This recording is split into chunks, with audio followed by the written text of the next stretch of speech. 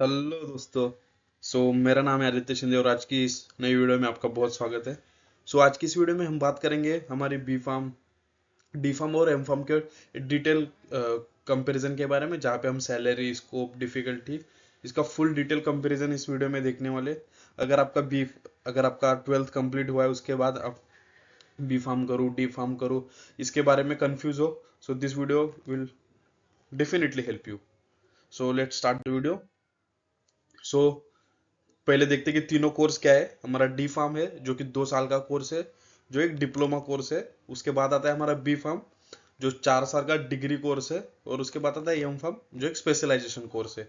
मतलब B D pharm हमारा 2 साल का है, बी फार्म 4 साल का और एम फार्म। बात करते हैं एलिजिबिलिटी क्राइटेरिया के बारे में। अगर हमें डी फार्म के लिए एडमिशन लेना है तो हमारा 12th होना कंपलसरी है, जिसमें हमारा कोई भी ग्रुप हो सकता है, पीसीएम या पीसीबी, जो कि हमारा 2 साल का कोर्स है।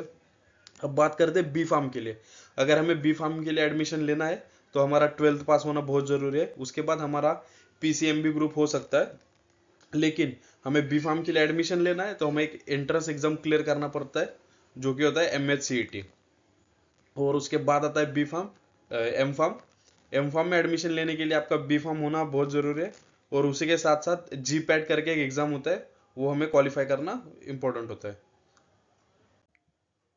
उसके बाद आता है कोर्स डिफिकल्टी। वैसे देखा जाए तो डी फार्म थोड़ा सा इजी कोर्स है, बी फार्म हमारा मीडियम लेवल का कोर्स आता है और एम फार्म डिफिकल्ट लेवल का कोर्स आता है, क्योंकि उसमें हमें रिसर्च थीसिस बहुत सारी कठिनाई का प्रॉब्लम फेस करना पड़ता है।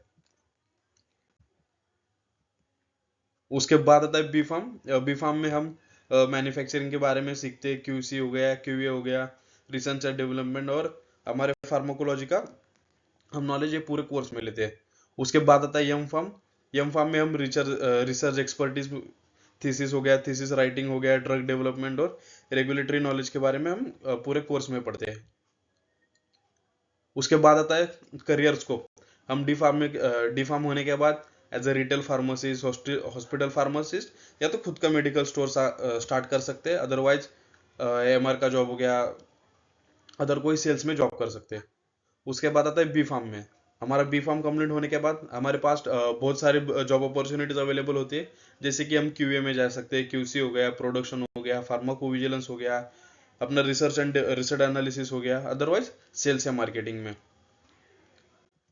उसके बाद आता है हमारा यम फार्म होने के बाद रिसर्च साइंटिस्ट हो गया, फॉर्मुलेशन साइंटिस्ट, प्रोफेसर और क्लिनिकल रिसर्च के दौर पर हम जॉब कर सकते हैं। देखा जाए तो बी फार्म होने के बाद हमारे पास बहुत सारी जॉब अपॉर्चुनिटीज अवेलेबल होती है, बट अगर आप यम फार्म कर रहे हो तो आपको सैलरी भी अच्छी रहेगी और आपका जॉब पोस्ट भी अच्छा रहेगा। और उसके बाद आता है सैलरी कंपैरिजन। अगर आप डी फार्म करने के बाद मार्केट में जाते हो तो आपको ऑन एवरेज 10 से 20 हज़ार तक सैलरी मिल जाती है। After completion of B pharm आपको 18 से 35 हज़ार के बीच में सैलरी मिल जाती है। और अगर आप एम फार्म करने के बाद मार्केट में जाते हो तो एज अ फ्रेशर आपको 30 to 60 थाउजेंड सैलरी मिल जाती है।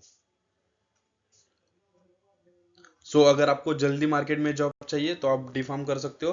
अगर आप स्ट्रॉन्ग करियर देखना चाहते हो तो आप बी फार्म की तरफ जा सकते हो। अदरवाइज, और आपको हाई सैलरी और रेप्यूटेड जॉब चाहिए तो आप एम फार्म की तरफ जा सकते हो।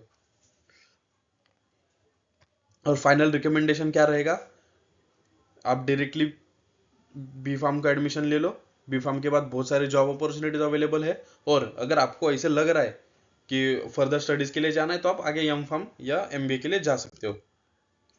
Thank you and subscribe for more videos.